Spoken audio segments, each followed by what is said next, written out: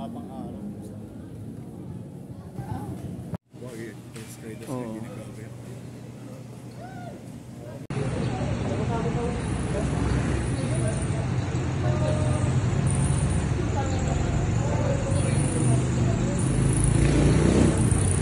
Kristiyanong gumagawa at si Maria ang Kristiyanong nagniningay.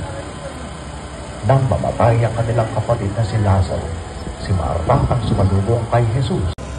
Ngunit ang mahal na pinagdang ang mga unang Kristiyano sa kanyang tahanan, nagdoon o nagsinulitan ng pag-ipon. Ang mga luwang ng Diyos ay nasa panglaban ng pamilya Nazareth at kami ng barangay.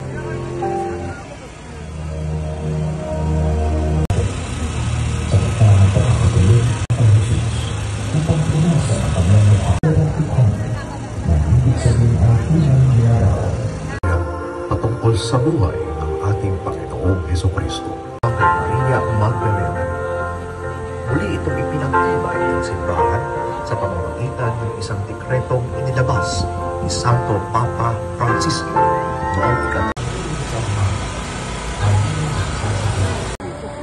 Pinili ni Maria ang pinakamagandang bahagi na hindi maaaring alisin sa kanya ay taga Betania, at kapatid ni Lazaro at isang nag-aalang Maria.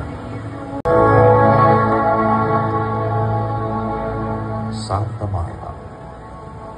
Si Marta, pinili ni Maria ang pinakamagandang bahagi na hindi maaaring alisin sa kanya.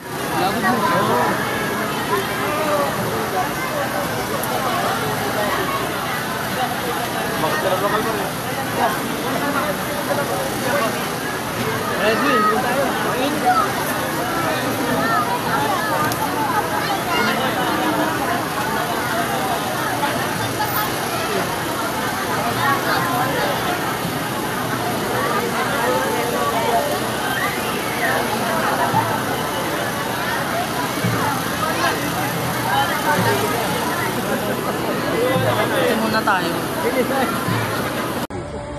Pinili ni Maria ang pinakamagandang bahagi na hindi maaaring alisin sa kanya.